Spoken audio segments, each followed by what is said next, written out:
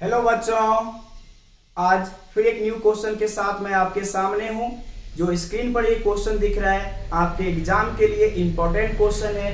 इस क्वेश्चन का सॉल्यूशन आप देखना स्टार्ट करो। स्टार्ट कर रहा हूं मैं, ध्यान से देखना बच्चों।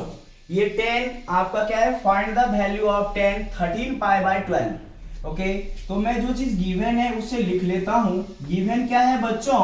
गिवन है 10 13 पाई बाय 12। ओके, तो मैं इसे ब्रेक करूंगा।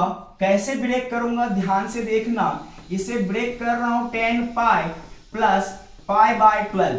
जब मैं इसको सॉल्व करूंगा, ठीक है ना, जब एलसीएम लोगे तो 12 पाई प्लस पाई तो 13 पाई बाय 12 हो जाएगा। डन। अब देखो बच्चों, हमें फॉर्मूला याद होना चाहिए। ये रहा मेरा 10 पाई प्लस थीटा, तो ये कितना होता है, tan थीटा होता है, क्योंकि ये pi plus theta third quadrant में लाई कर रहा है। थर्ड क्वाड्रेंट में tan एंड cot पॉजिटिव होते हैं, tan एंड cot का घर होता है। ठीक है, तो यहां से हमें आउटपुट क्या मिलेगा बच्चों, ध्यान से देखो। ये 10 पाई बाय 12।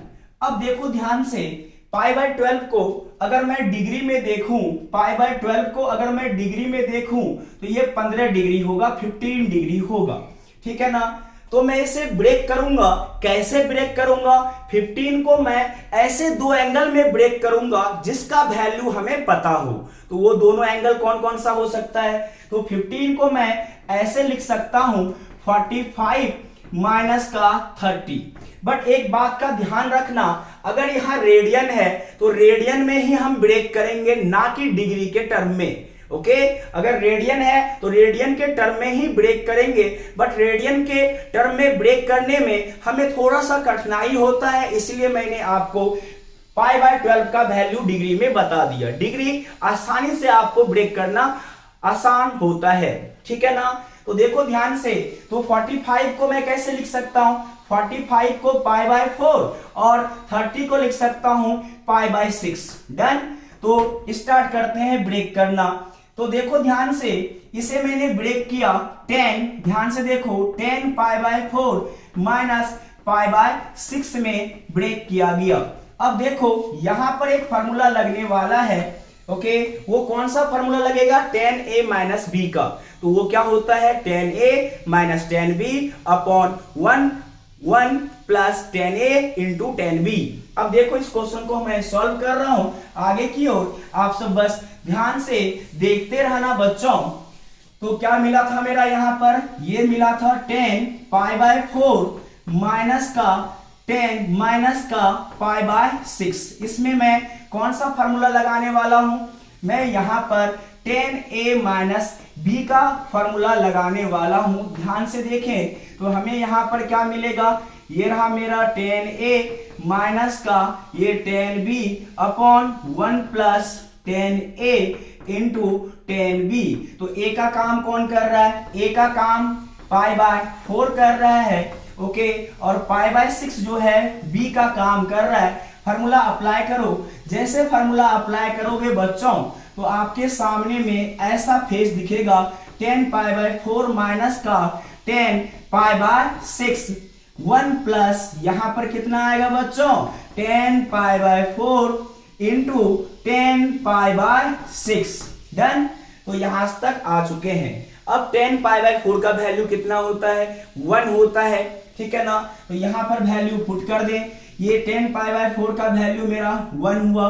यहां से 10 पाई बाय 6 का मतलब 10 30 डिग्री, 10 30 डिग्री का वैल्यू 1 बाय रूट 3। तो यहाँ 1 बाय रूट 3 मैंने पुट किया। ये 1 को 1, 10 पाई बाय 4 का 1, 10 पाई बाय 6 का 1 बाय रूट 3। यहां तक हम पहुंच चुके हैं। अब ध्यान से देखना बच्चों, ध्यान से देखना बच्चों। अब देखो ऊपर में मैं क्या करूंगा, यहां पर एलसीएम में, इसमें एलसीएम कितना होगा ऊपर वाले पार्ट के लिए? रूट 3।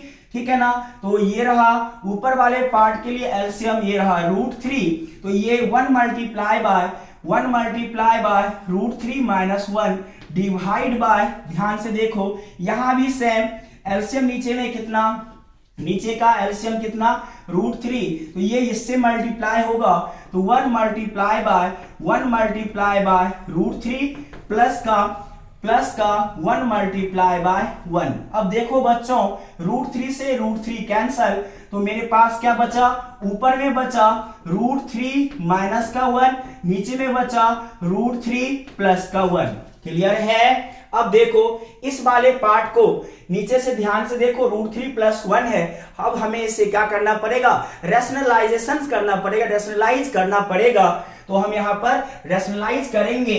तो ध्यान से देखना बच्चों कैसे करते हैं, आपने 9th क्लास में भी ये कॉन्सेप्ट पढ़ा होगा, ठीक है ना।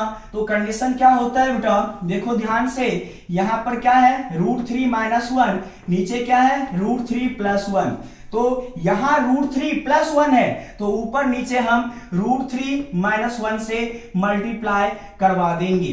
अब देखो ऊपर की कंडीशन √3 माइनस 1, √3 माइनस 1, तो ये क्या हो जाएगा बच्चों, यहां पर हमेरा क्या मिलेगा, √3 माइनस 1 और होल स्क्वायर। ओके, नीचे a plus B, a minus B, तो यहां पर क्या मिलेगा बच्चों, √3 का स्क्वायर माइनस 1 का स्क्वायर। डन।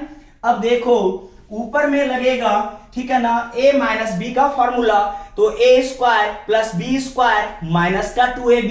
तो यहां पर क्या होगा बच्चों, ध्यान से देखें, तो मेरा क्या मिला, ये √3 का स्क्वायर और ये रहा मेरा 1 का स्क्वायर, ठीक है ना, minus sine 2 multiply by √3 multiply by 1।